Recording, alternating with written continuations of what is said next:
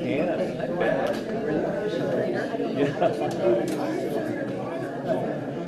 You know Jeff?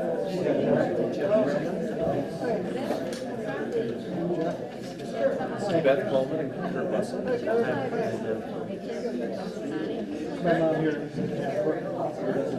That's how he fits. All right, if I can have your attention, please. We obviously have a quorum. We'll call the 2013 annual town meeting to order.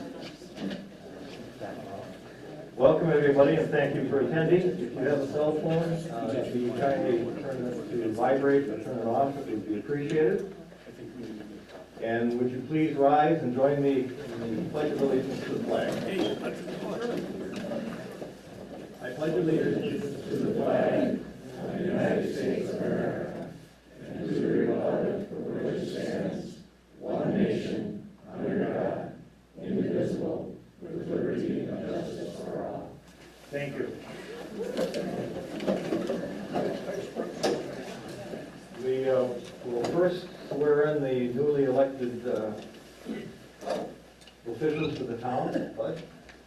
Okay, first I'm going to be the chairman, John Lowry.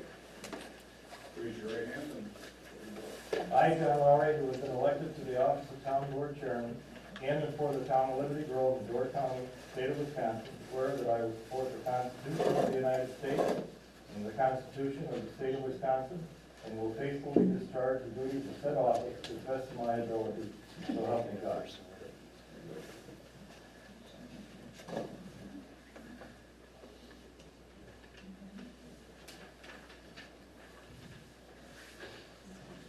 And we have Frank Forkert.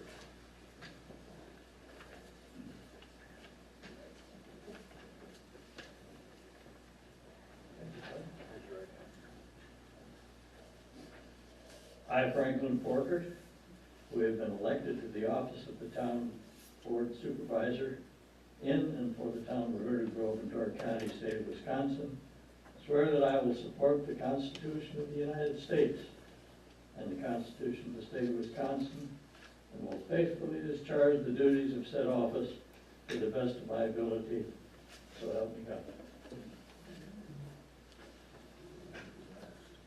Nancy Ross.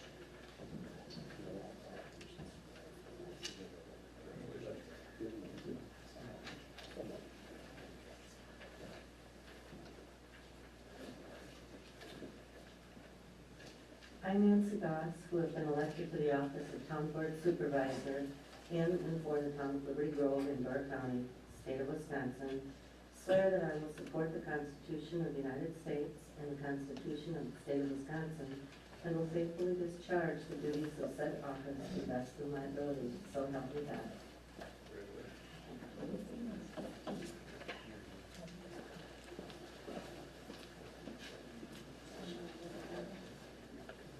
Excuse me, sir, a round of applause for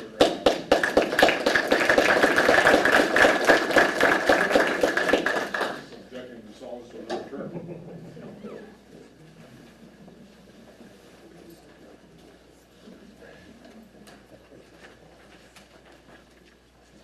All right, just a couple quick notes. We are governed under the statutes of the state of Wisconsin as to the conduct of the annual meeting. A couple points here. To be eligible as a town elector to vote and make motions at the annual town meeting, you must have been in residency for a minimum of 28 consecutive days.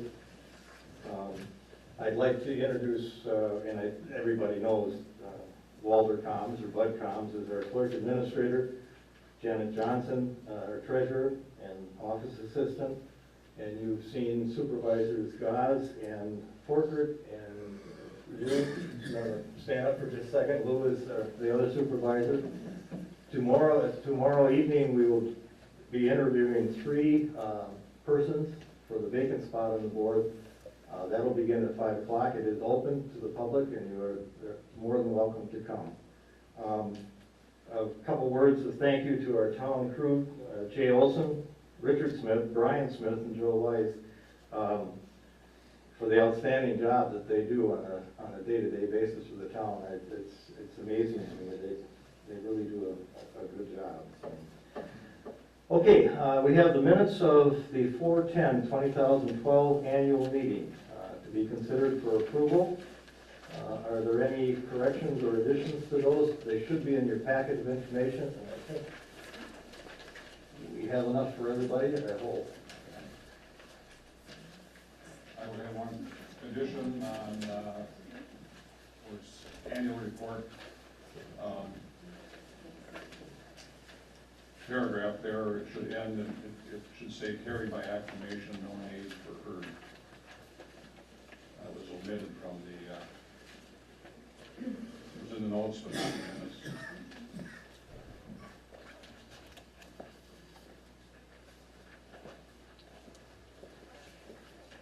Are there any other additions, corrections? Yes? Yeah, I have a question. Under elected business heritage roads, Yes. it says here, under J. Lowry, the board is responding to ILD residents. This has nothing to do with willy-nilly tree cutting. The board is listening, but the people are not listening. What does that mean? Mr. Thomas? Back then, we were going back and forth and trying to make a compromise between the board and the residents on the road, and the feeling at the time was that the board had moved substantially to listen to the wishes of the people, but sometimes felt, if you will, that it was falling on deaf ears, so we weren't meeting in the middle. Well, I would disagree with that, but, and I suppose it doesn't matter, but I disagree with that. Okay, anything else? If not, the chair would entertain a motion for approval. Yes? And is there a second? Peter? All in favor indicate by saying aye. Aye. Opposed? Motion is carried. Peter, second. Peter, second, yeah.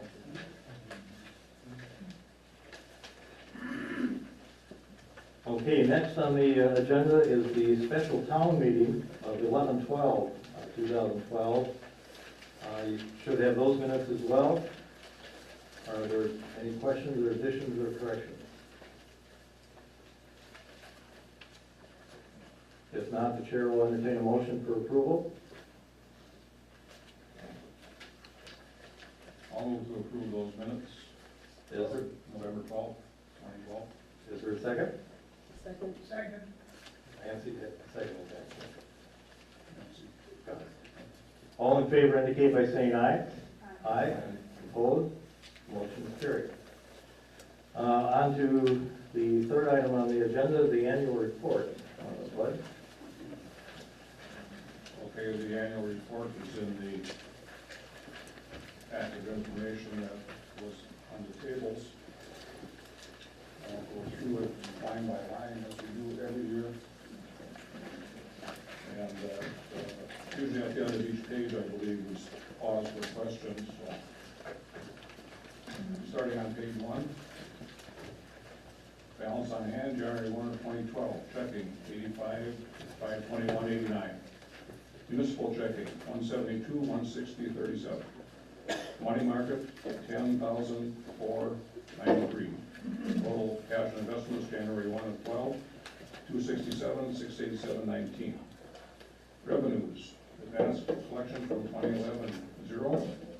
2012 collections, January and February 2012, 6,354,353.90. Lottery credit on tax roll, 3,143.57. Tax roll settlement for the county in August, 528,703.49. Delinquent personal property, 3,664.47. December collections 2012 $1,275,326.61. Chargeback NWTC and Gibraltar 13,213.34. Forest crop 355.95. Public accommodation taxes 75,384.65. For a total of 8,254,145.98.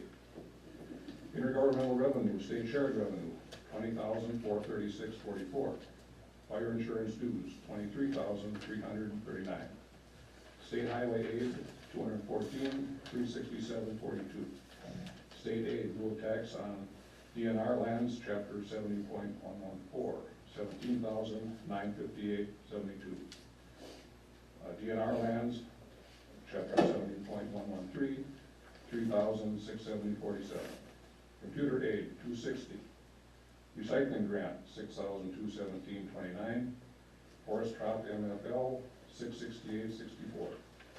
Payment for municipal services, $1,032.63, for a total of $287,912. Licenses and permits, liquor and malt beverage, $9,644.99. Other business and occupational licenses, $125. Dog license fee refund, $481. Zero for the dog pound. Building inspection, $25,130.48. Holding tank, $0. Fire protection, $400. Franchise fee cable TV, $11,560.93. For a total of $47,342.40. Any questions, anybody else? Yes. Is the public accommodation taxes, is that the room tax? Yes. Oh, okay. Yeah.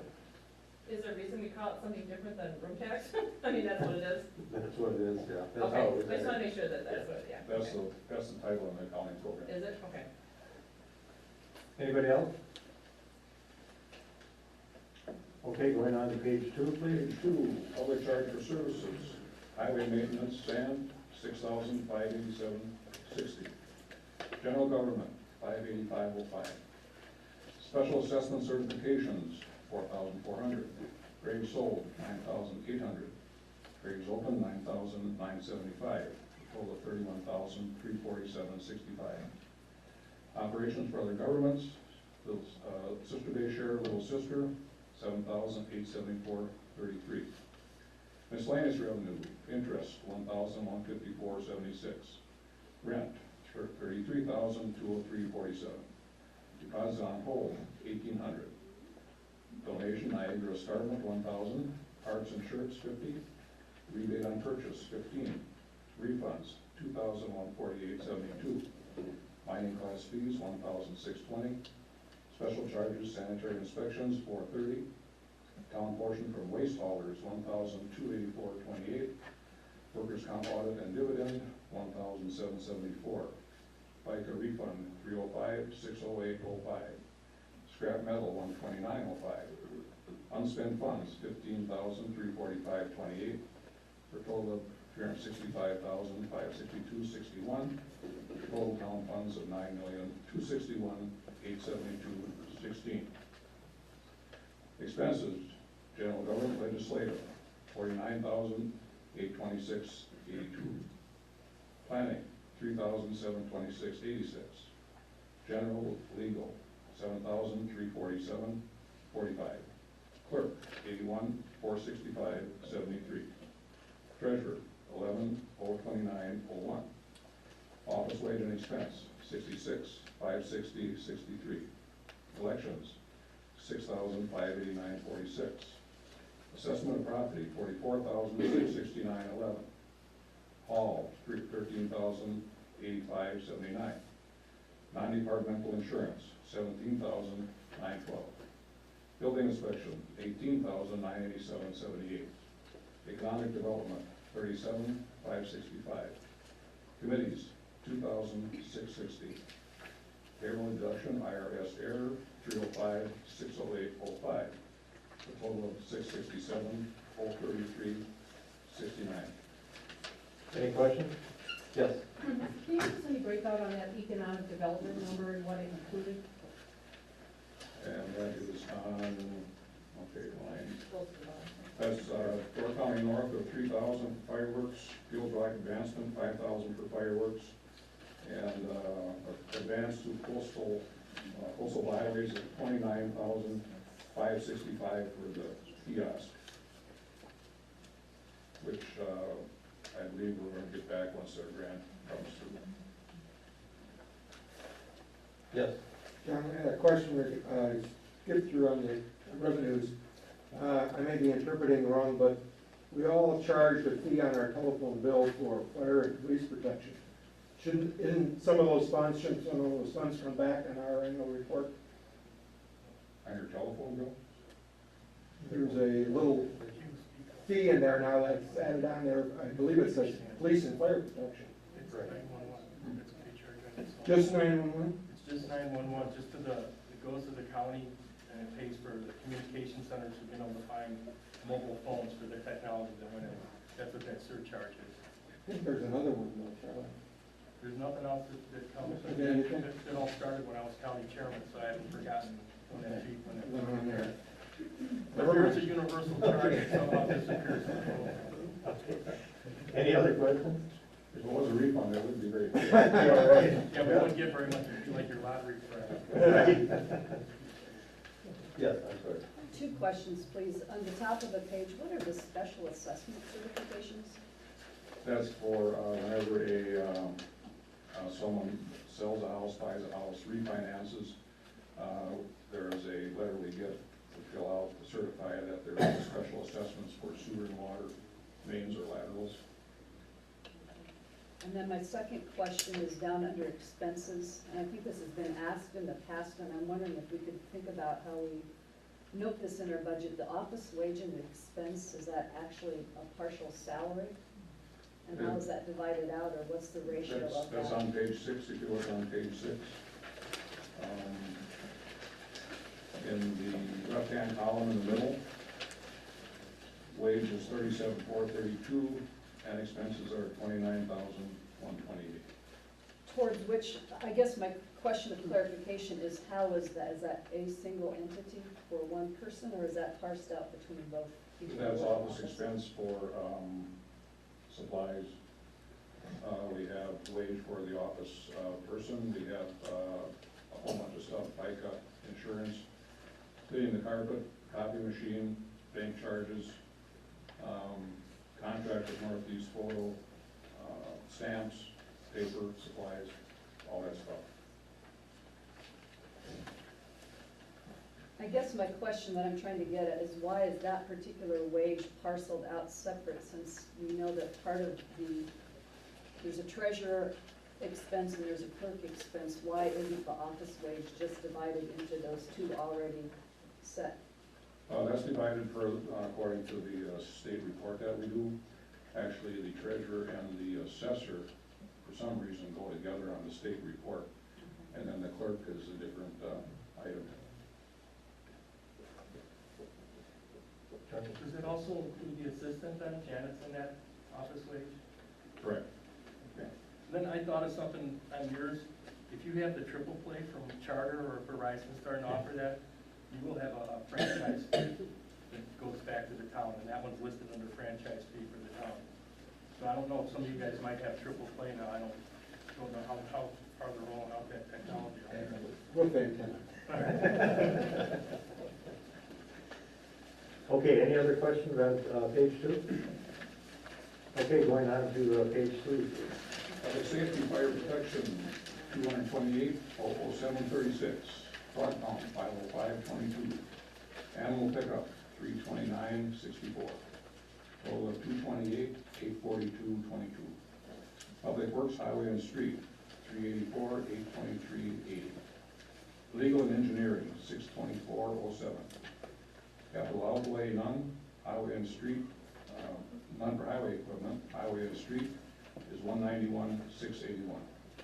Recycling, 24,770.14, for a total of 601,899.01. Health and Human Services, cemeteries, 11,967.70. Culture, rec, and education, park, stock, and garbage pickup, 80,973.53. Library, 25,752, for a total of 106,725.53. Debt service, bond, February 15th of 04, 236,946.82. October 17th of 08, 246,986.67. Platform truck, 188,034, for a total debt service of 671,967.49. Other financing uses, post office, 228.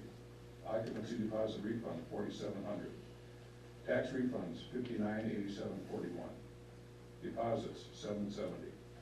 Cemetery and permit, $535. Marshall Point Retreat, $28,286.89. Fail lottery credit and inspection refund, $274.20, for a total of $40,781.50. Agency, Gibraltar School, 2011 levy, January and February of 2012 settlement, $1,907,740.47.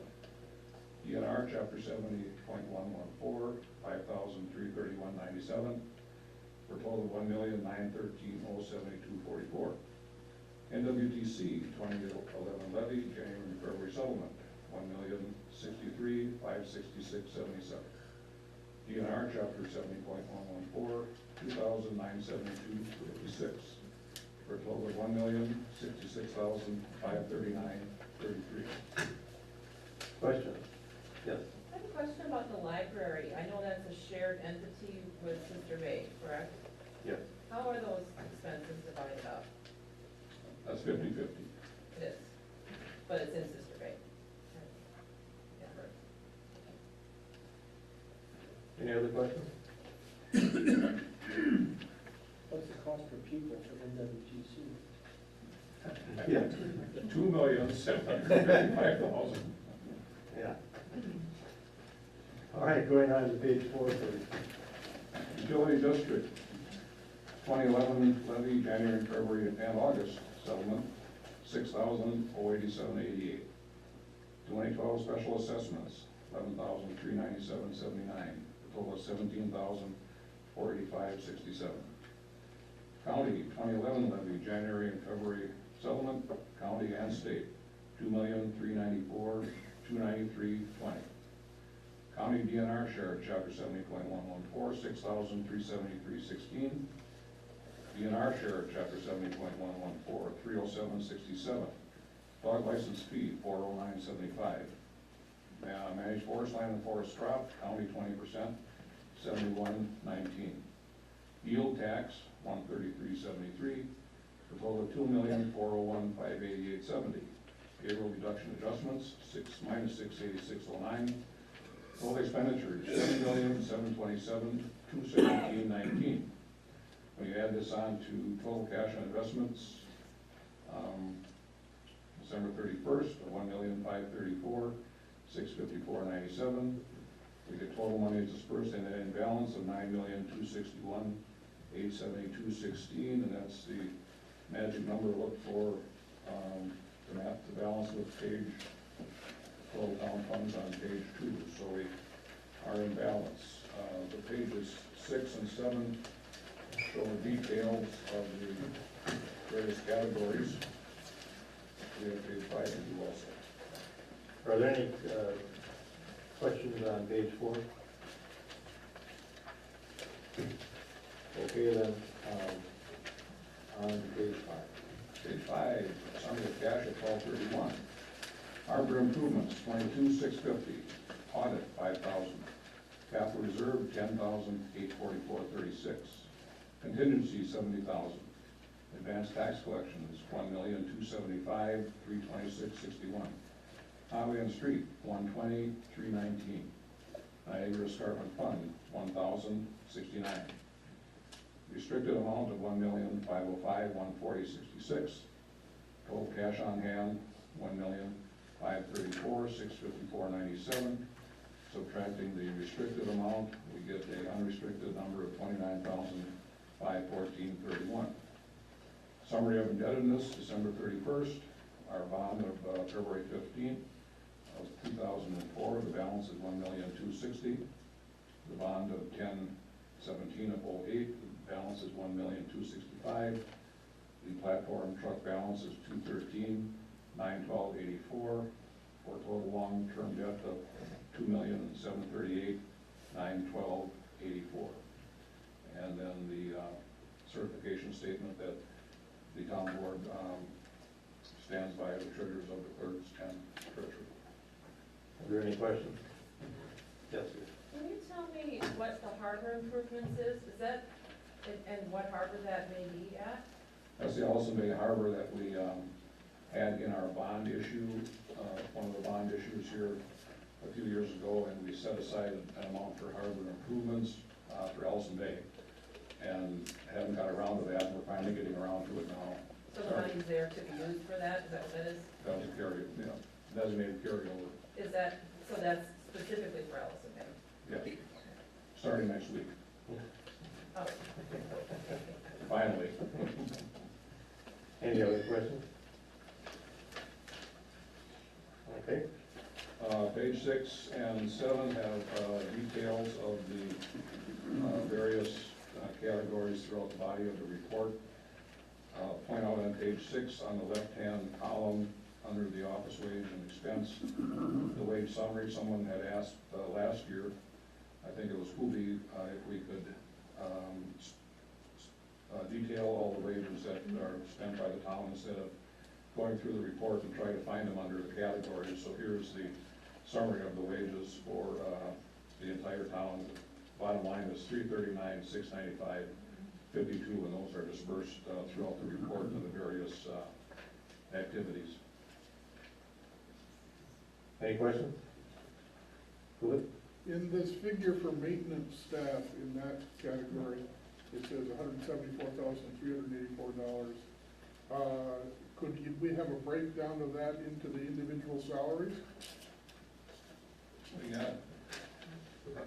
And while you're thinking about that one, could we have a, what would we call this, a total compensation package figure for everyone that works for the town?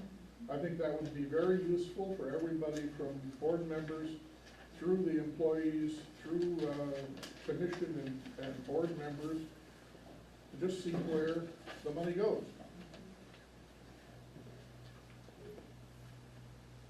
Okay, the 174, 384.47 breakdown. Highways is 114, 114, North Station 680.96. Little Sister is 4,316, other cemeteries 3,913, parks 34,592, all is 612. Percentage wise, highways take up 72% of the total package. Parks takes up 21%. The Hall and North Station take up about 0.8%, and the cemeteries take up about 5.25%. The compensation packages for the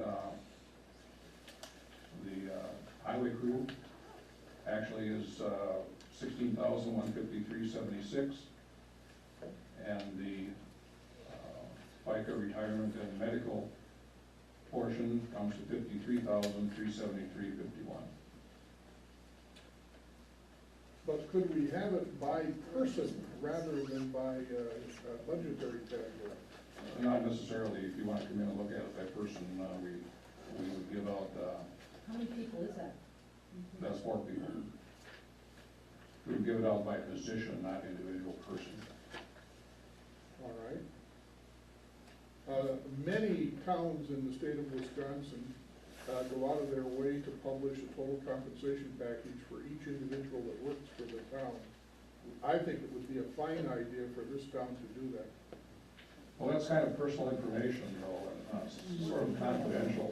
Your people that are on staff have a title, if you will, and you could do it for each, we have a lead person in the crew, we could put that out, we could put, we have 3 different people that work on the crew, so we could put it out for each person under their title, not necessarily their name. Kelly issues a very complete by name, every person in the compensation. Yeah, we've never done that up to this point. It'd be up to the town board if they wanted to do that. And for example, everyone on the faculty of the University of Wisconsin has their total compensation package listed with their name, because they're public employees. All right, so noted. Okay. How many people are on the maintenance staff? Maintenance staff, does that mean town crew? Is that another name for town crew? 4 people. 4 people, all right. so the harbor is a separate, the harbor's here underneath that, is that a separate one person? And this, what harbor is that? What are you looking at? It is right under maintenance. Page 6. On page 6. On page 6, right under maintenance staff, under the wage summary. That's the wages for the harbor master. Where's that? Just, Who is that? It was Ron Erickson last year. So they just man that location, do they check the other, I mean, who takes care of, for instance, Raleigh's Bay? Who takes care Our of parks employee does. Laura? Would it be possible to have the lines numbered so that we could refer by number to lines instead of having to jump from page to page? And also, I mean, this is just something that would be helpful, is if we did have last year's figures and a percentage of change, plus or minus. This is a snapshot of a point in time, but it doesn't really tell us which direction we're moving on anything. And in a lot of financial reports, they'll have the previous year's numbers and then plus or minus such and such percentage. That usually comes out at budget time, we have those figures then. We haven't done it on the annual report, but we have done it at budget time. Well, it would be very helpful, rather than, I mean, as a citizen, to have to go home and dig out last year's budget and hold the two next to one another. It would be very helpful for, I think, for everyone to sort of see, you know, what our tax loads are and what the individual expenses, where they're spiking and so forth. Yeah, we'll take that to finance. Thank you. That does come out of budget time, and we usually have about 8 people at that meeting, so not too many are getting the information. Yep. On the bottom of page 6, it says other music conto settlement, $28,286. Is that an income or expense? That's an expense. That's an expense. And what was it? We lost the lawsuit. To do with? Mr. Muscanto had sued the town over his tax assessment, and the court found in his favor. So that's a refund of tax, property tax. It's a property tax refund. Correct. And so does there was a general legal expense item somewhere in here too? Is that part of that? No, that is just a payment on to Mr. Muscanto. Well, Marshall's Point Retreat is the way it's listed on page, what page is that three? Oh, I see, okay. Okay. And we did do a chargeback with the taxing jurisdiction, so we did get a good bunch of that money back from the other taxing entities. One number that it's very difficult for me to find here is we handle some $9 million in a year. We pay a lot of it to NWTC, we pay some to the school, we pay some to the county. So how much does the town actually spend? The figure that's in the report there is what the town actually forks out. And if I can find it here, the actual money that we give to them, or that comes out of the town for NWTC on page 3. All right. The $1,063,000 is what we paid to NWTC, and then the August settlement goes directly from the county. So the actual dollars coming out of the town for NWTC are $1,717,681.20. How do I figure that out? I don't see how to arrive at that figure. You don't arrive at it through this report. Well, maybe I should frame this as a question. How much money in the last fiscal year did the town actually spend on town stuff? For the last year. For whatever year, for our, Well, first of all, you gotta define what town stuff is. There's a lot of stuff here. well, okay, after we've paid NWTC what we owe them, and after we've paid the school what we owe them, and after we paid the county what we owe them, how much is left? Well, take your starting figure, take your beginning number at the beginning of the year, take that off of the expenditure figure. At the end of the year, total money dispersed in ending balance, you take the beginning number from page 1 off of there, take your NWTC off there, take your Gibraltar School, utility district, and the county, and that should give you a close figure of what actually went out of the town during the year. Well, one source of possible confusion here is that when we get to the county, we get something called the 2011 levy, January, February settlement.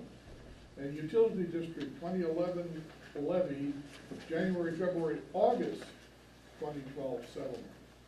That's because the August settlement from the county goes directly to the school, directly to NWTC, but the August settlement for the utility district comes to the town, and then the town forks over to the utility district. Okay, is there an August settlement to the county? Not coming from here. When you pay your It stays taxes at in the county. July 31st, whatever that Correct. second payment date is, the county collects. They do all the disbursements, they just give the town back the money that's owed the town. Oh, so So the none of town- that money is none taken even here, touches the it town. comes back here. No, Kubi, it just goes straight out when the treasurer at the county takes it, they just pay back the town what's owed on the levy Right, to the town. But the county pays the town. Yeah. Where is that number? That's the 500,000 that we saw from August. They take it in July or whatever, beginning of end of June, or is it end of July 1st, or at the beginning, whatever it is. That number's not in here because it doesn't come directly from the town. It goes from the county to NWTC. Yeah, that number's not in, but I mean, what goes through the town, you have to go dig out and, look on your property tax bill and figure out what percent goes in the,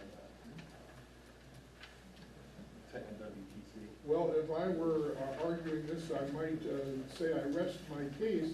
It's very difficult to figure out what's going on here from this report.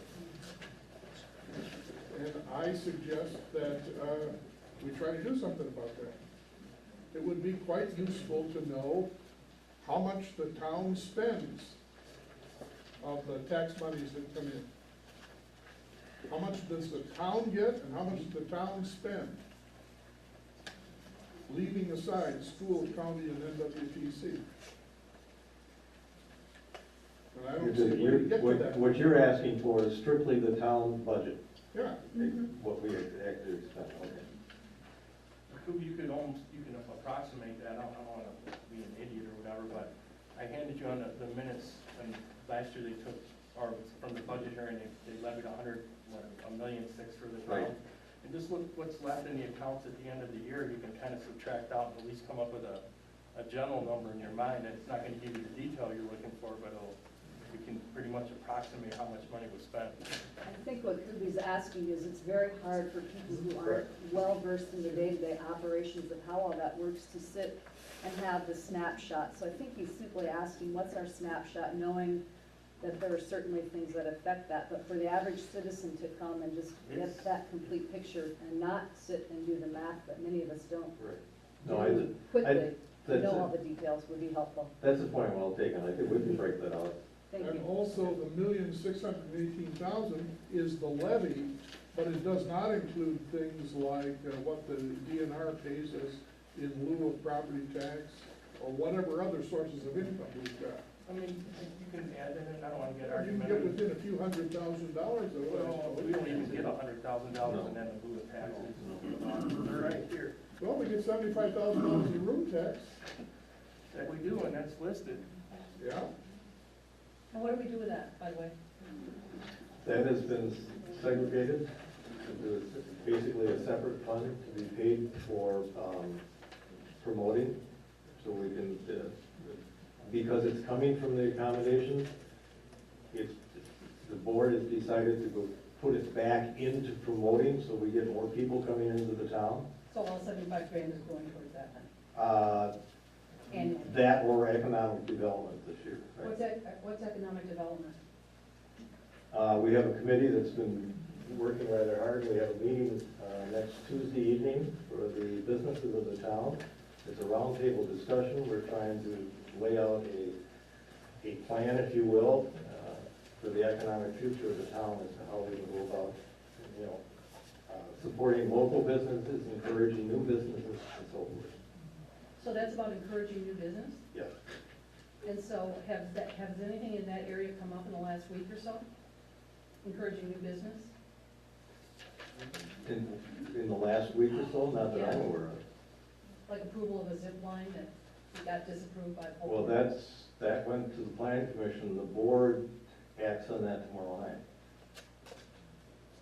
But that wasn't part of economic development. That was never brought to that committee. It doesn't have to be on a committee of the economic development, by the way. Thank you for that correction. You're welcome. And as, you know, at Raleigh's Bay Resort, we contribute a lot of what you see on this budget under that 75,000. So, you know, some of the things that we look at and what's going to, you know, make a better quality experience for our guests and continue to let that number grow, which means we're growing too. That was a concern for us when this got turned down, because it's something that creates something fun to do for our guests and for everybody else's guests that are in this area, keeps them in this area so that they go to the other restaurants and stores and things because there's something to do in this northern York County. We're kind of lacking in that area. So that's a concern for us, and it should be a concern for others. The zip line that we have going in is put in by a very, very professional company who has been doing it for over 18 years at its location in Sebastopol, and can do a great job to make this area a little bit more fun to be, because there's just more things to do. And we were, that did not go through the other night, so it's very disappointing to us, because we contributed so much to what this dollar is. This is kind of new money to Liberty Grove. The room tax is still relatively new, you know, to this area, and we know that, you know, it's important to this budget now, because you're getting used to it, just like when somebody gets used to being paid overtime. That's money that's, that's, you know, available to me as something that can be spent, but we need to really think about how that's being spent and the things that we approve at this level here in this building, so we can make this a better place to be for our guests and for each other. Correct. The room tax revenues, just for everybody's information, were always considered part of the general budget. They were never set aside to actually do promotion, and that's a shift. Now, what that also means is it's taken out of, in this case, $74,000 came out of the normal budgeting. So in theory, that had to be made up in the budgeting process and placed on the tax roll. Can you explain that a little bit better? I don't Yeah, understand. that's, yeah. Well, no, it's not a gift, it's a tax collected where the town receives, well, of the total tax, the town receives 30%. Yeah, we know. Well, but not, maybe everybody doesn't. That 30% has no strings attached at all. Local governments can spend that money any way they want. The town has chosen now to take that money and start applying that toward economic development, toward promotion of tourism. We have budgeted $20,000 this year to Door County North to help them hire their coordinator. So those funds are now beginning to be dispersed into that area for town, if you will, promotion. I'm not sure promotion is the correct word to apply to that. But this is the first year. Since that's happening, is there some kind of a listing of what those things are specifically being designated to? You mentioned the coordinator, but is there other things that are kind of being listed as Well, part of that yeah, process? the fireworks have been, Okay. and then there is still an amount left in the kiosk at $29,000. And by the way, the kiosks are in the back room. They're not the kiosk, but that's what's going to be on there.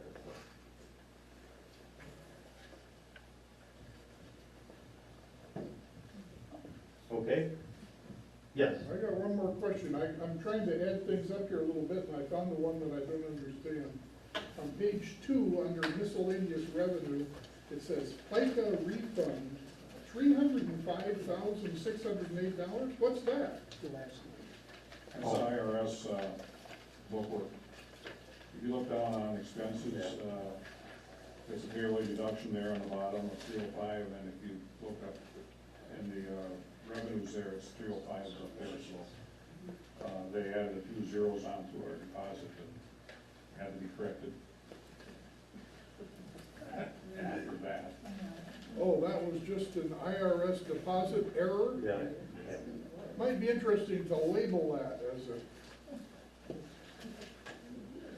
It says it down below.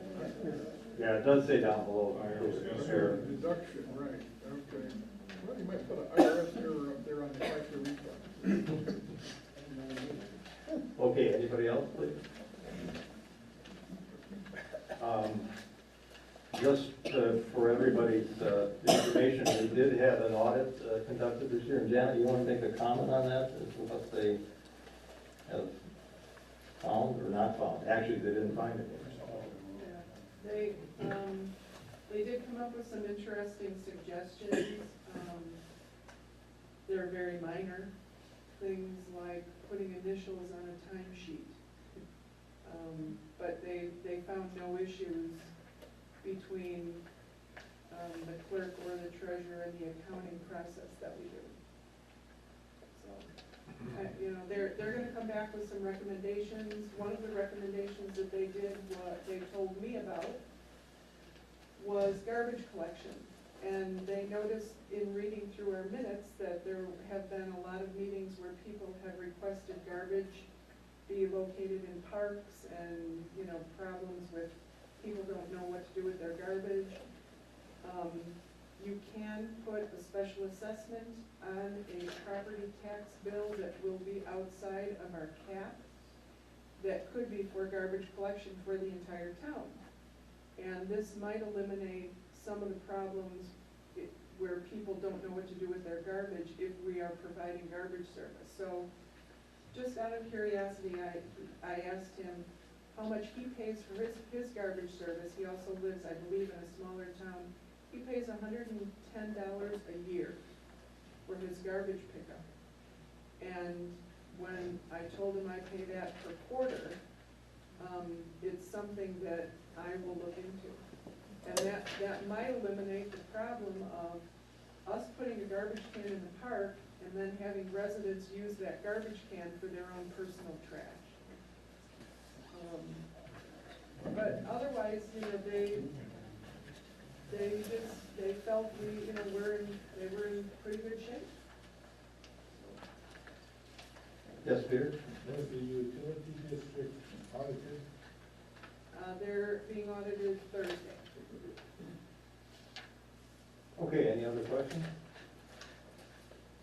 If not, the chair will entertain a motion to accept the annual report. I move to accept the annual report. Is there a second? Second. Yeah. All in favor, indicate by saying aye. Aye. Opposed? Motion is carried.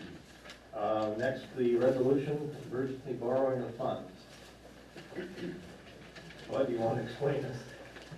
This is a tried and true resolution that's been passed every year since I can look back in the minutes. It's in there so in case the town would have to spend some money on something for, that tax money was designated for and the tax money has not come in yet, that it authorizes the town board to go ahead and borrow so they can spend, pay for that expense, which the tax would ordinarily cover. So when the tax comes in, then I guess in theory the loan would be paid back with that tax money. Any questions on that? Is there a motion to, does everybody have a copy of that resolution? Okay. Is there a motion to approve the resolution for emergency borrowing of funds? I'll make the motion. Second. All right, motion by Mo, second by Hookerhand. Any other discussion? All in favor indicate by saying aye. Aye. Opposed? Motion carried. Okay, couple quick things before we get to the elector's business. First, I want to thank everybody for the opportunity to serve as town chairman. Needless to say, it's an interesting and challenging experience, but it's made a lot more easy and actually enjoyable considering the people I have to work with, Bud, Janet, the town crew, our town supervisors, people who serve on the committees. They put in an awful lot of work, and it's very gratifying. And to the people who come and attend the meeting, it's good guidance for us. I think it helps us in our job, and it's very, very much appreciated. Going on from that point, a couple of things. The biggest thing facing it, and it came up here tonight, the town, is our budgeting. We are under state statutes restricted as to how much we can actually tax for. And that always comes up against what we're trying to provide to the town citizens and so forth. And the finance committee has been very actively looking at this and trying to resolve some issues as to how we can continue our budgeting process. The meetings now are on YouTube, so tonight you may watch yourself again on YouTube. It'll be up, I believe, by maybe tomorrow afternoon. And I don't know if, I know some of you were here on the Saturday that we had the preview of Around the Corner with John McGivern. That also is available on YouTube if you go into Milwaukee Public Television. It's very interesting. I've gotten emails from people from all over the country who, for one reason or another, have seen that program. And I think it was the people from the town let friends know, and it just kind of went all over. Our high-speed internet is slowly improving.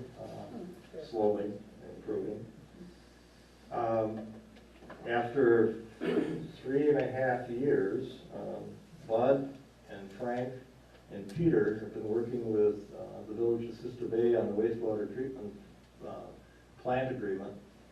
We have a document which the board will review tomorrow night, and I think probably will sign.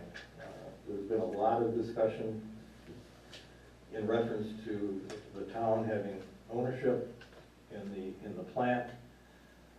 That one is not resolved, but we have it in the agreement now that we have a mechanism by which we can hopefully resolve that issue.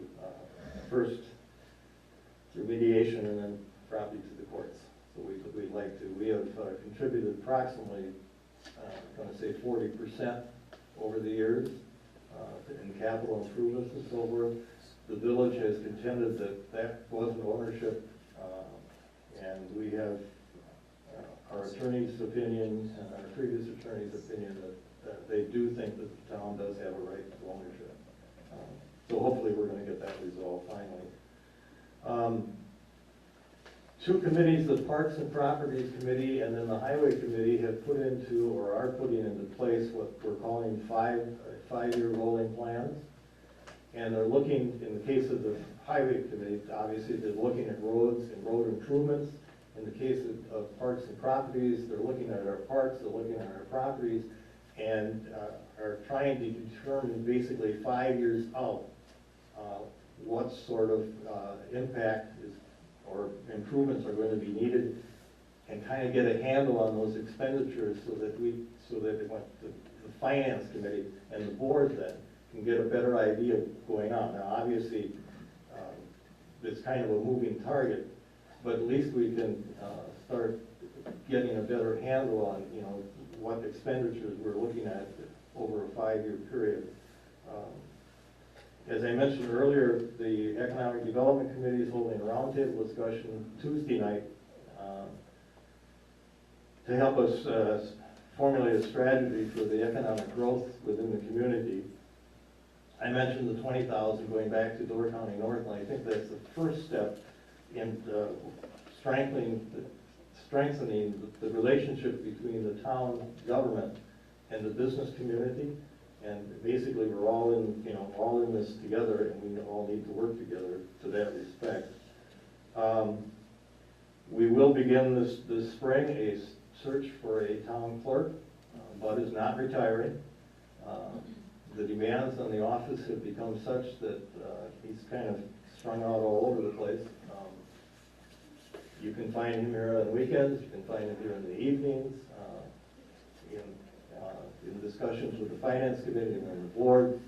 It was thought that maybe the time has come to take up that discussion. We talked with Bud and we talked with Janet, and it was determined that probably the best way to go about this is to look for a town clerk. Bud shares the clerk administrator job right now, and as I said, it's kind of an overwhelming sort of job. We realize that at some point in time, although I'm hanging on as hard as I can, Bud probably is going to end up retiring.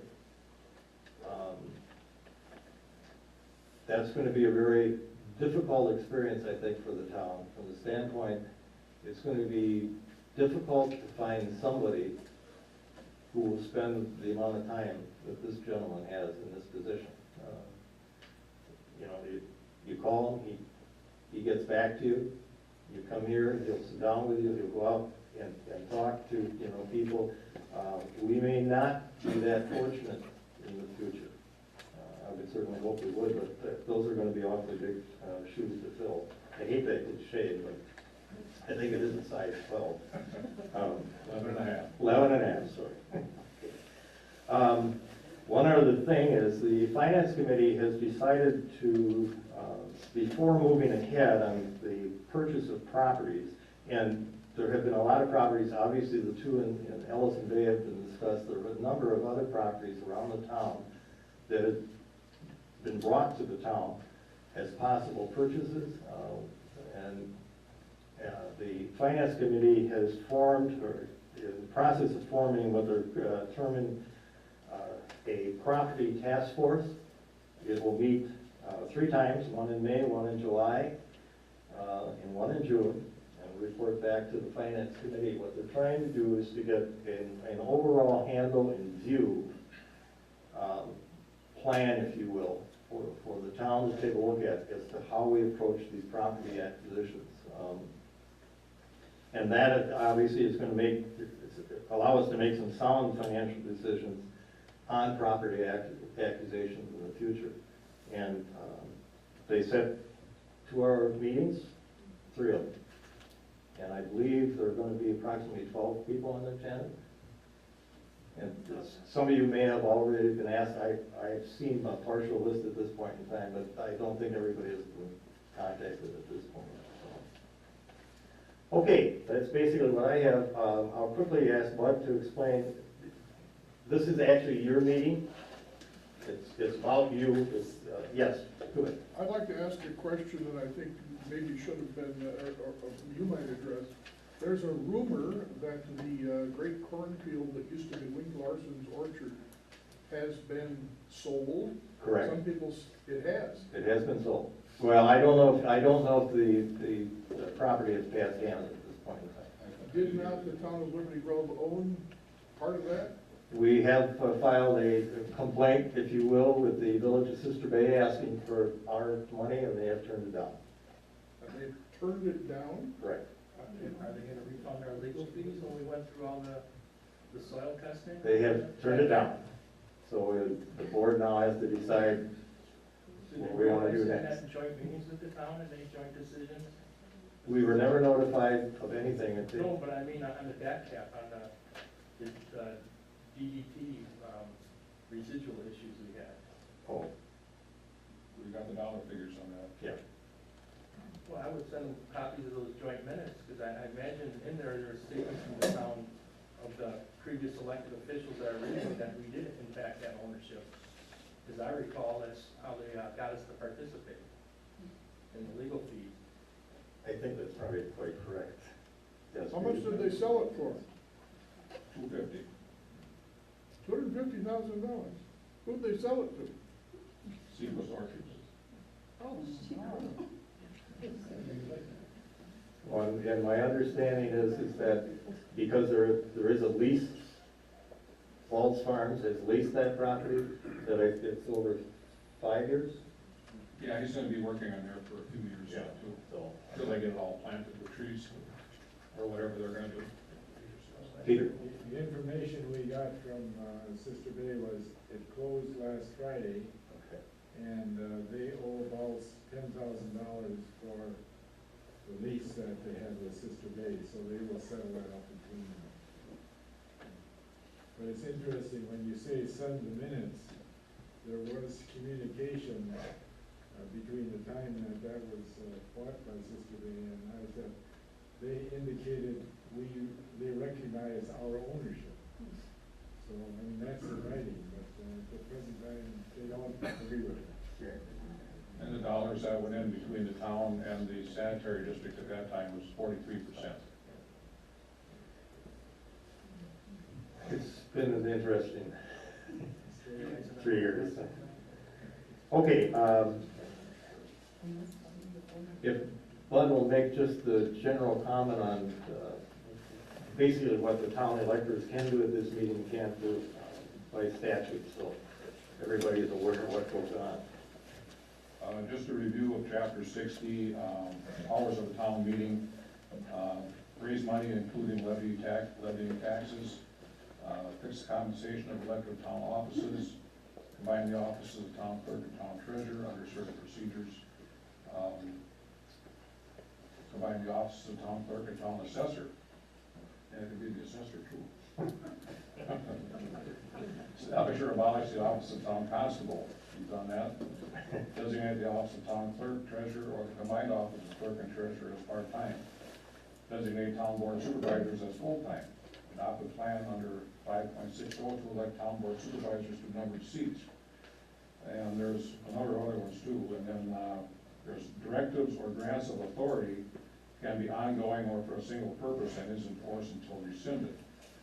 The town meeting may, and the key word is may, authorize the town board to raise money, including levying taxes, direct the town board to increase the membership of the town board, authorize the board to exercise village powers, we have that, authorize the town board to issue general obligation bonds, authorize the town board to purchase any land or to construct buildings for the use of the town, authorize the town to dispose of real property,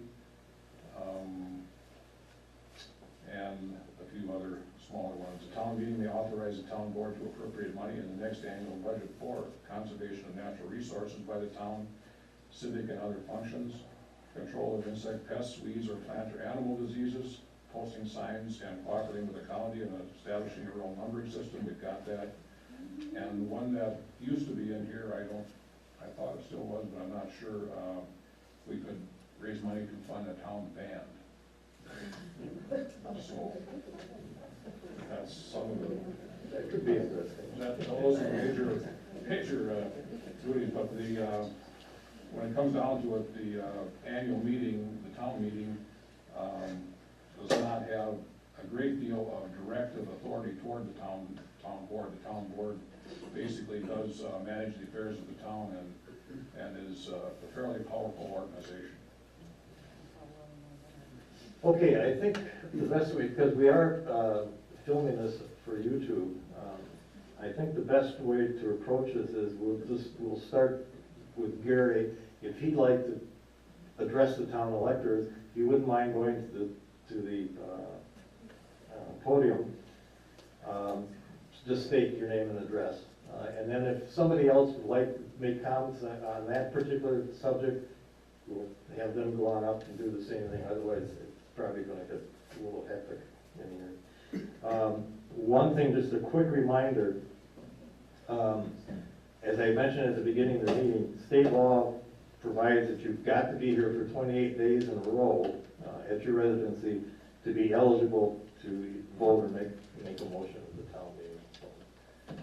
So, okay, it's all yours. Gary, Bass, we're right down the front row. If anybody would like to address the town electors, Peter, go ahead.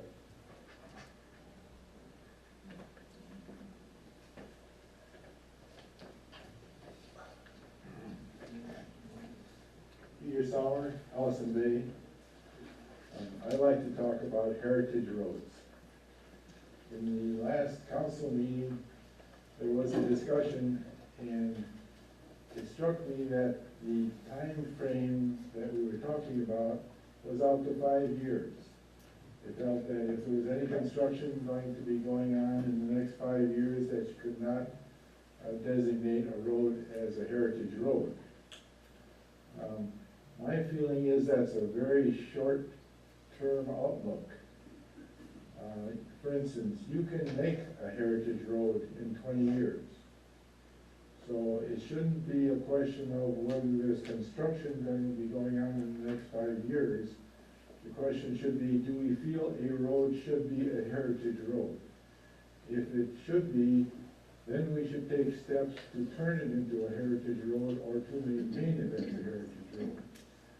Some of the things that I was made aware of is, for instance, dwarf lake iris is an endangered species in this area.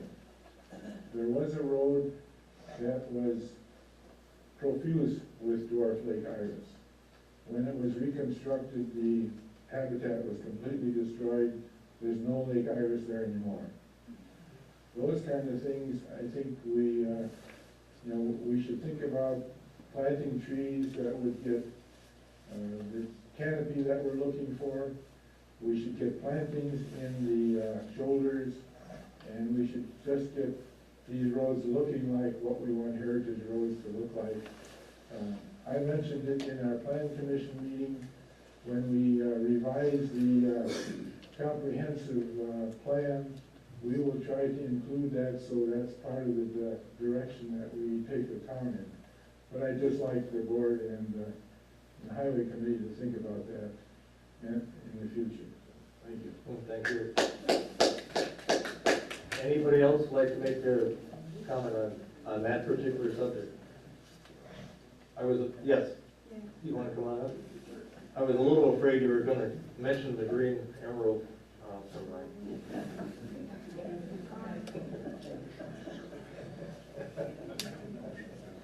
My husband was on a trip, Ann Miller, Grove Road, Bailey's Harbor, and with the Heritage Roads, I knew that they were looking at some point to make customized signs. And out in Joshua National Park, there's a whole lot of potters up on this end of the world.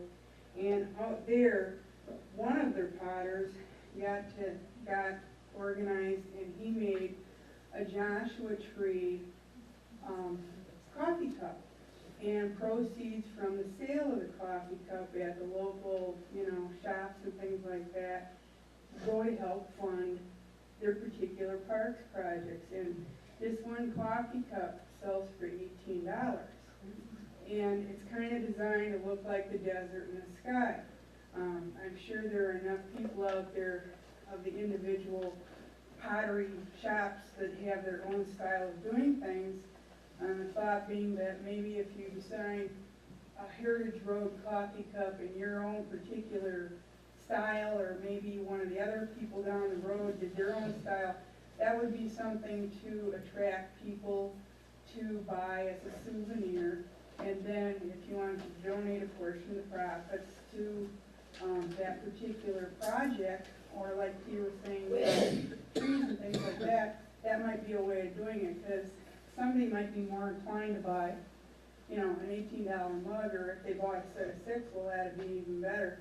But if everybody had a different style of mug, because their concept of what they think the art should be is totally different than the next person, that would be something that we could promote and maybe help fund some of the projects.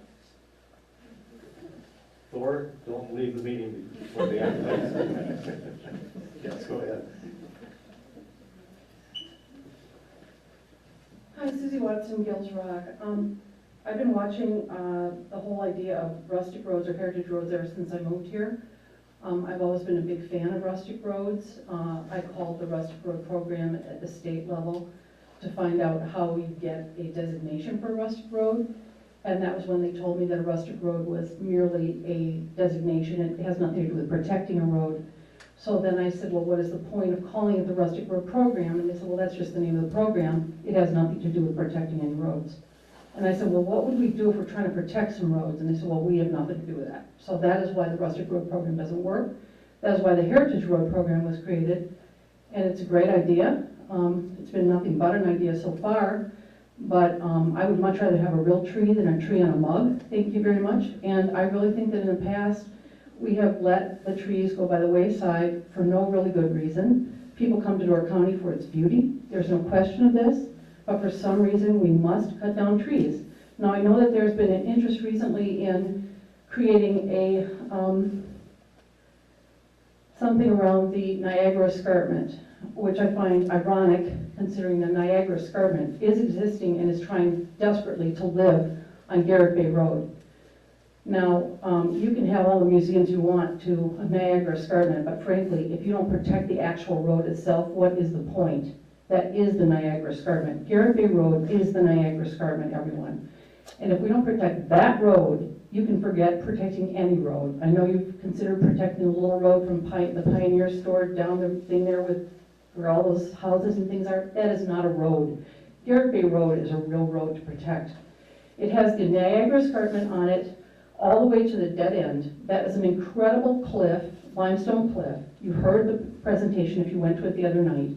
That is the road we need to protect. If you're going to protect any road at all with this program, that is the one to protect. And there's no point in making mugs about it and selling them. If you don't protect the actual road, we've missed the whole point of this program. And I really support the people who work so hard to make this Heritage Road program happen. And I hope that everyone here believes in it and doesn't think that it is something that we need to memorialize because we're going to destroy the actual road but create a museum about it.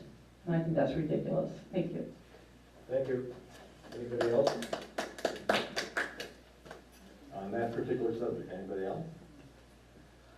Okay, going on. Second roll? Oh, this can't be that short. There we go. Thank you.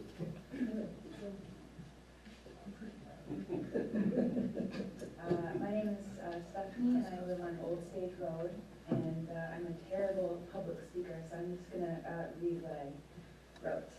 I would like to ask the Plan Commission to please review section 4.04, number 15.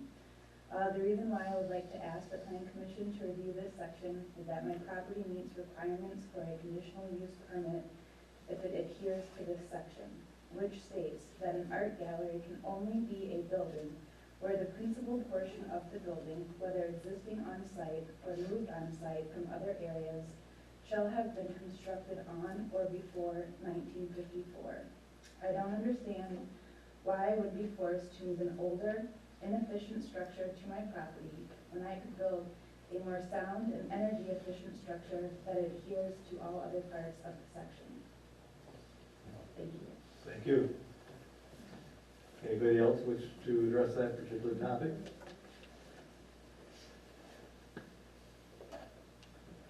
Oh, go ahead. Nancy?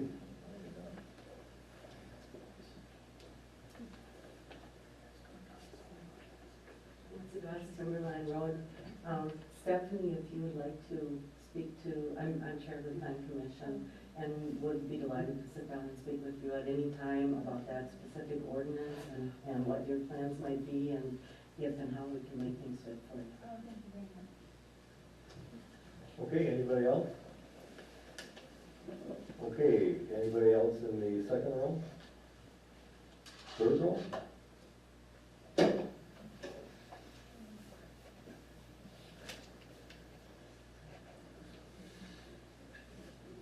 Mike Barkey at Door Bluff Road. Last year, there was some discussion about developing an employee handbook, but I haven't heard anything more about that in several months. Just wondering what the status of that is, if somebody can update us. Thanks. It's still in limbo. Is there a particular goal or date to finish it? We have an employee manual on hand. The handbook is, well, we haven't really looked at it. We're functioning under the handbook, or manual, I'm sorry. So maybe I'm confused. I thought last year there was discussion about an employee handbook or guidance for employees, and I thought maybe Supervisor Goss was starting to work on that, but then I didn't hear anything more about it. Is that? It was just about, it's something that we haven't gotten to. Anybody else on that particular? Yes, go ahead.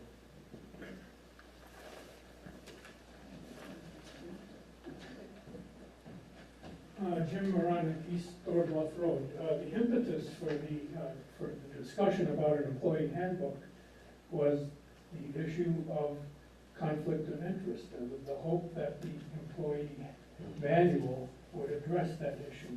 Although Chairman Lowry last year said that the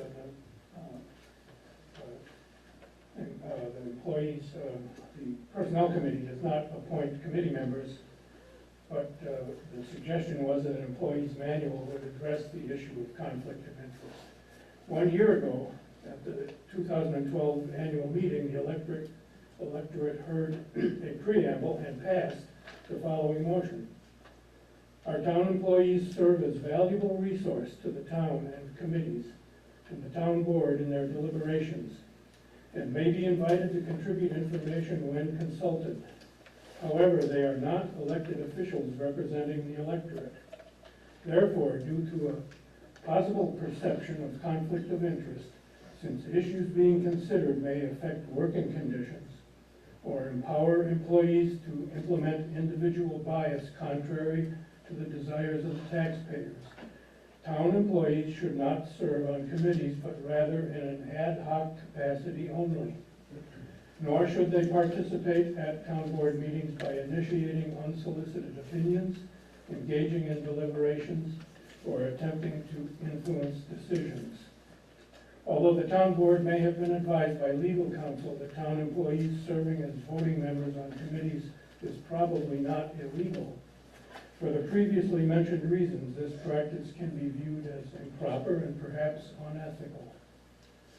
The motion which passed last year at this time is: the town board, via the personnel committee, shall immediately restructure their committees, eliminating town employees as members and permitting only public input or solicited information from town employees at committee and town board meetings.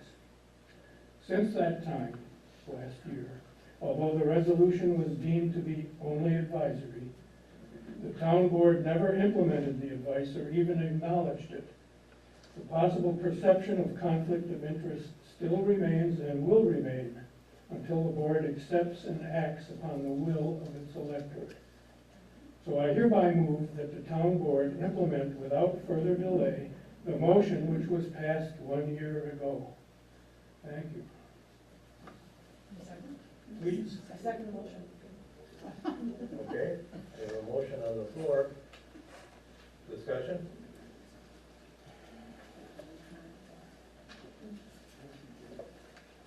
All in favor of the motion indicate by saying aye. Aye. Opposed? No. Okay, we'll have a raising of the hands for aye, please. Okay, Janet, will you count quickly?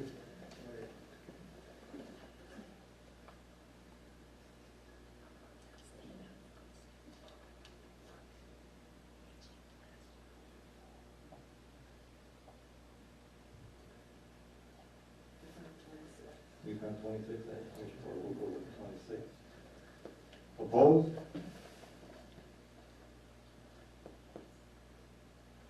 The ayes have it. Okay, all right. Next row. Yes, George?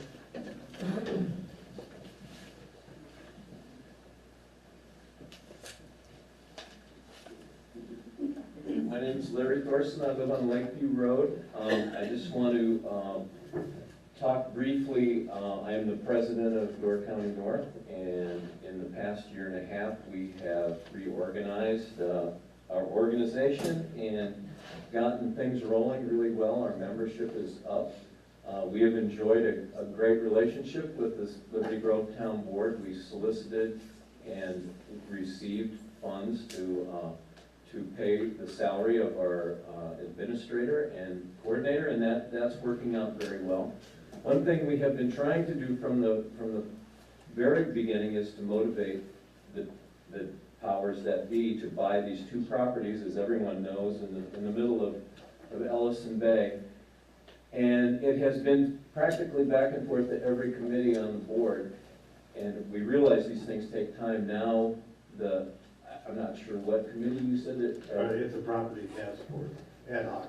The ad hoc committee, there's gonna be 3 meetings, so and that goes through July, so it goes on and on and on. I think, if I can digress for 1 minute, one thing I would encourage the Economic Sustainability or Development Committee to do is change their tax slightly, and instead of trying to grant property tax relief or whatever inducements they might get to bring new properties into the area, they should maybe look no further than Sister Bay, which has created a very fertile ground for new businesses.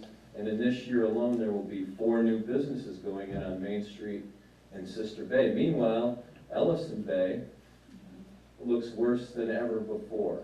I mean, there are derelict properties on the street, and I know these things take time, but I would suggest that the Finance Committee, which is seeking to prioritize the properties to purchase, I would like to make a motion that these 2 properties go to the top of the list. The other 2 primary properties would be the Olson property. I don't think that's the town's responsibility to buy and clear that. I think that's the estate's responsibility. I may be wrong, but it seems to me that maybe some leverage could be applied to get that taken care of by that estate. And while the Niagara Escarpment is a wonderful geological point of interest for all of us and deserves to have an interpretive center, it's not going to generate any economic feedback to this community. I mean, unless you're the Grand Canyon or the Royal Gorge, a geological point of interest is not going to have a huge economic impact on this, on the community that it's located in. That's something that should definitely be done in time. As far as a plan goes for this, I think we could present a plan right away, and what I would suggest is buy those properties, clear them. We will work with you to clear them. We will develop that site, and then we could put our now information center, welcome center, in the middle of it, and we can send a strong message to the entire tourist industry, the community up here, that we're serious, about providing some kind of economic stimulus for the community instead of just pushing it forward and kicking it down the road. And I guess the fact that Door County North has moved quickly on a number of things, we're frustrated. I mean, we want to see other things move along also. So anyway, thank you. Thank you. Did you make a motion? There was a motion, is there a second? I'll second. Okay, your second. Discussion. What's the exact motion? That the purchase of the Shuffleonis and the Dean Johnson properties be the first priority as far as purchase of property by Liberty Grove. Nancy?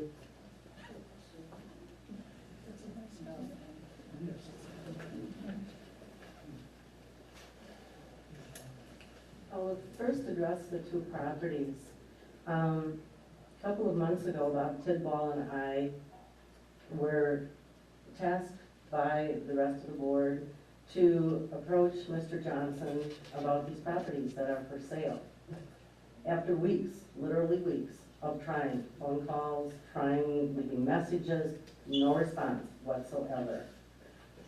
I, just as recently as last month, called his phone number, left a long, detailed message on his phone, told him who I was, what we were looking for, that we wanted to start a dialogue about his properties, And would he please get back to me? And if he wasn't interested at all, please get back to us too, so we'll stop bothering him. No response. We discussed it. You can't force them to sell property if you can't dialogue with them. We discussed the properties at our last finance committee meeting, and one of the people, one of the public that came to our meeting said he just wants an offer as is. Well, I don't know how many of you out there would purchase a property as is without having it inspected, without looking what you're getting into, or if you were going to make an offer flat out as is, you would probably not be considered to have done due diligence or to be very right about property purchase if you didn't, going into it under those circumstances, say, well, we're gonna have to assume that everything is failing, we're gonna have to spend money here and there. Otherwise, you would be walking into it blind. I wouldn't purchase a piece of property like that. I don't think many of you as business people would either. That's our responsibility as a board to handle the tax dollars that we have. If we can't enter a dialogue, if inspection is not allowed, how in the world can we be responsible with the money? The second thing I want to address is the Niagara Escarpment Interpretive Center. I hear that Sister Bay is our competition. Sister Bay is what we're shooting for, to get more businesses, to have more retail in Ellison Bay, or Liberty Grove, actually. I don't see Sister Bay as our big competition, and that was the word that was used at the last board meeting, competition. We have here something that Sister Bay does not have and will never have.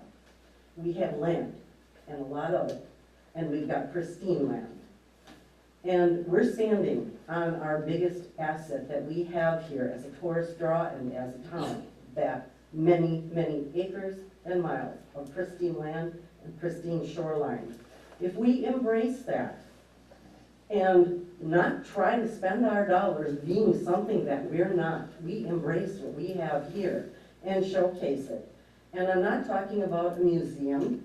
I'm not talking about the Niagara Escarpment being anything other than what it is. A learning center, an educational center, a place that recognizes a global feature. We are looking at an UNESCO World Heritage Site. If you don't think that would draw local, national, and international tourism, you haven't been paying attention. That's our goal, and we think that that will work. And rather, why couldn't we fashion ourselves by embracing that which we have as the ecotourism destination for Door County or for Wisconsin? I don't think we need to always look at our neighbor and go, we've got to be like them. We're not like them. We're Liberty Grove. Can I respond? Anybody else on the discussion? Beth?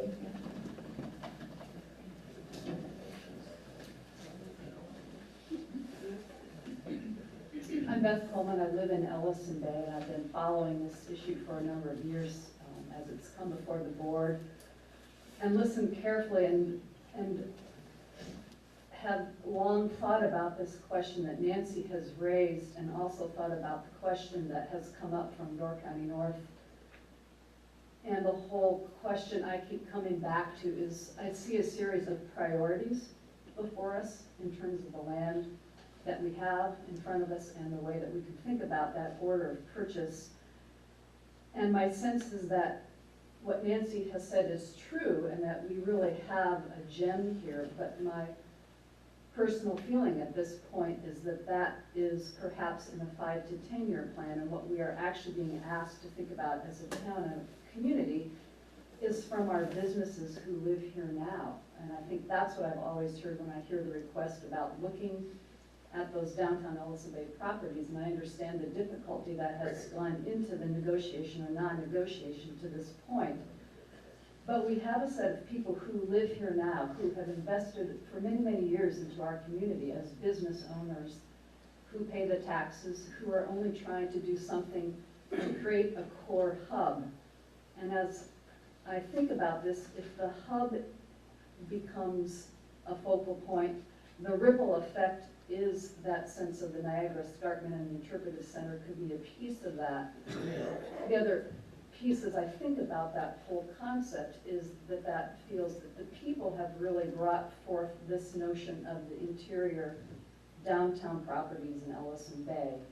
And the notion of the Niagara Escarpment feels like it's coming from a board perspective, and almost, I don't want to impose is how it feels, and I'm uncomfortable with that word, but it doesn't feel like it has an organic generation from us, the townspeople. So I think, having been a part of programs in the past where I have sat on a planning committee and tried to help move along a program that people didn't necessarily want, I think those are programs that are often face difficulties from the outset. So the reality is, I think here we have a group of people who have been trying to bring something forth and keep bumping up against, we can't do it, or it's hard to do.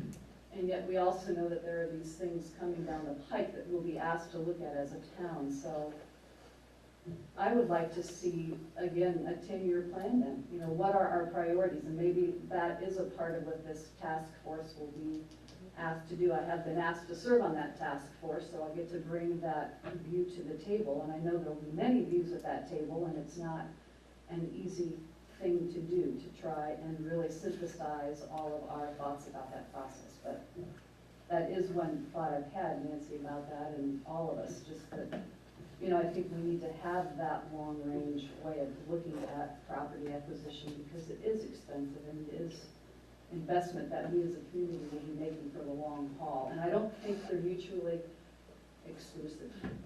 You know, Absolutely. I think, you know, that's the piece to me that I think they can all be worked out if they're done in a thoughtful way of how do we balance out our costs over the long term. So, thank you.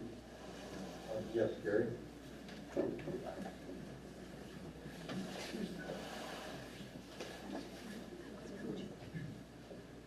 Gary Farber, Lakeview Road.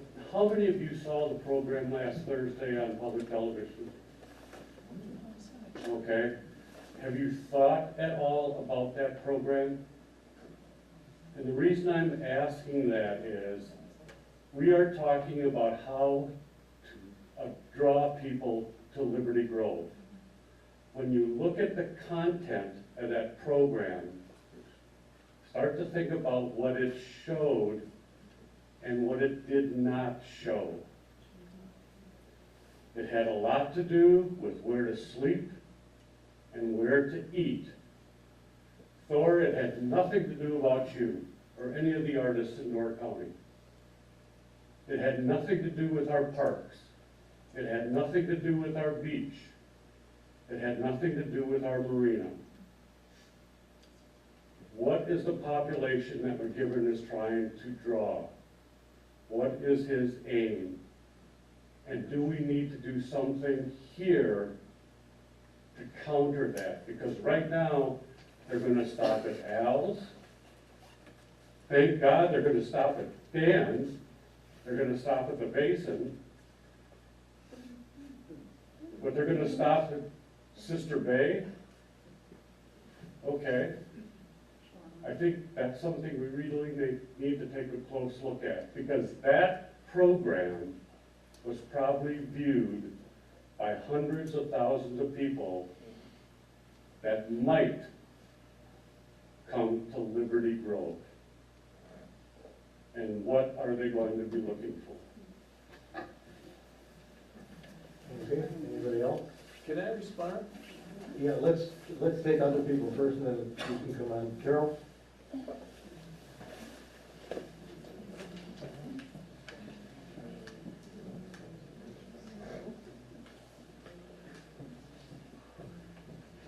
Carol Moronic, Easter Bluff Road. I understand what you were talking about, Gary, because I remember as I saw the film, we saw it here, we didn't see it on Thursday, we were gone, but I thought to myself, what's missing is all the artists and the artisans, at least, and also performing arts.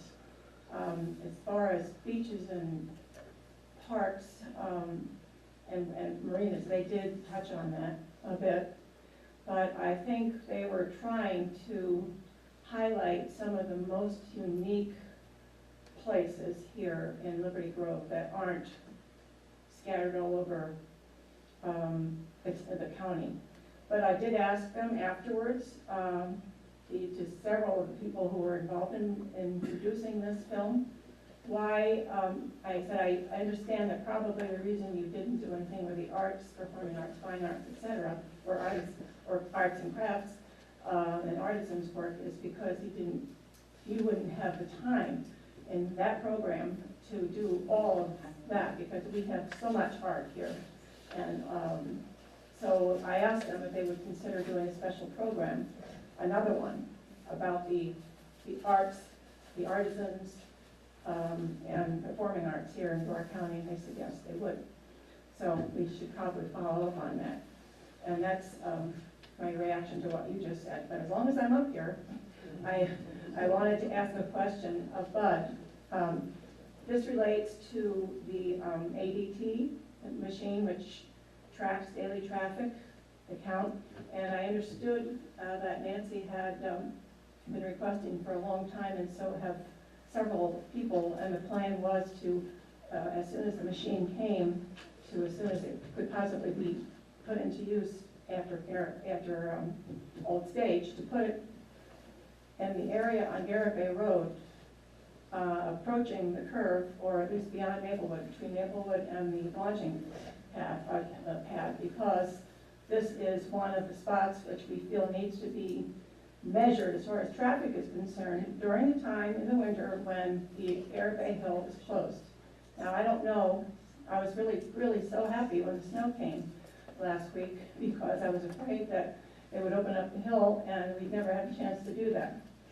I understand that you wisely said, let's not do it till, the snow is going to be coming, but we'll do it right afterwards. So my question is, when is it going to go in? And can we delay opening up the hill for a few days to make sure that we get an accurate count in that location, plus lots of others as well, that we decided would be good, different places and different times of year? We did do a road test with the machine down here by the Bravian Church a couple weeks ago. It's taken a little bit of time for Janet to get everything figured out with the guys out there, so we're getting the correct data off the machine, and we figure we got it now, so tomorrow morning it goes out on Garrett Bay Road. Good. How long does it stay there? What do you think? Well, we haven't really decided yet. I don't know, probably, I would think 3-4 days to a week maybe, and then move it to the other locations that were mentioned. Good. So that'll be going on now right away. Okay, can we delay the opening of the Hill Road until that's been done? No, we do that when we do that. Well, that's gonna skew it. I mean, you're not gonna get an accurate count if people are going up there at that time of year. Even if you do it for just a day or two. When do we usually open the hill? When it stops snowing. Well, we're supposed to get some wet snow on Sunday. I heard it on the news this morning. So anyway, thank you. I hope that we can have a good, accurate count. Thanks. Just for those of you who may not know, the town has acquired a traffic counting machine. If you went through Ellison Bay last year, that's the counties. We have one that's newer, probably a little more sophisticated. And if you're going, 7 or 8 miles over the speed limit, it lets you know. Hang on, because the red and blue lights come on, and they're strobe lights, and they'll catch your attention. But it does collect the data as to traffic speed, traffic count, and it will allow us to do a number of things, one of which is to get accurate traffic accounts as much as possible on our town roads. But also in the case, we can let the sheriff's department know that here we have this information, this is occurring at this time of day, these are the speeds, these are the counts, and request they place an officer in those areas, whether they respond to that. And I think they will. I think the sheriff's department has been very positive on our purchasing of that. But the main reason was in order to determine the speed so that the engineer for Garrett Bay Road's reconstruction or repairs can have accurate information. Okay. Okay, anybody else on the motion on the floor? I know Flora wanted to make it. let's not get in a rolling debate though. No, but I think we're reasonable people, and there are people within our communities that if we want to communicate with a member of our community, we can find a way to get somebody to get that person's ear, and we can take into account individual quirks and personality differences.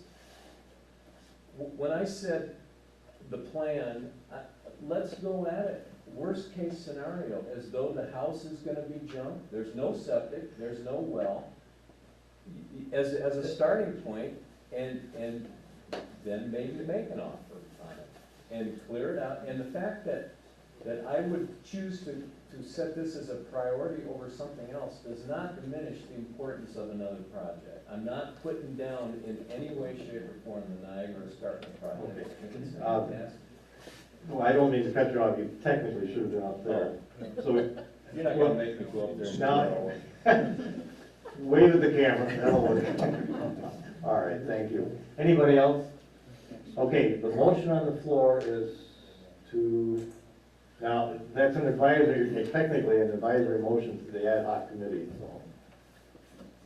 The motion is that if I remember it correctly, and have it written correctly, that the Dean Johnson and Zeppelonis properties be put to the top of the list for first priority for purchase. Exactly. Okay. All right, all in favor of that motion, indicate by saying aye. Aye. Opposed? Motion is carried. Okay, we were in Mr. Parsons' row. Anybody else in that row? And the next row. All right, anybody else? Any row? Okay, if not, then I think what we have to do next is to set the 2014 annual meeting. And that would be on April 15th. Oh boy, 2014. And the election's on April Fool's Day next year. Oh boy. Yeah. I'll move to set the 2014 annual meeting for April 15th, 2014 at 7 p.m. Second by Cooper. All in favor indicate by saying aye. Aye. Opposed? Motion is carried. I want to thank everybody. I think we've had some very good discourse here this evening. Hopefully, we've had some education for everybody. And we need a motion. Move to adjourn. All right. All in favor? Aye. Thank you very much. And let's hope for a good season for everybody.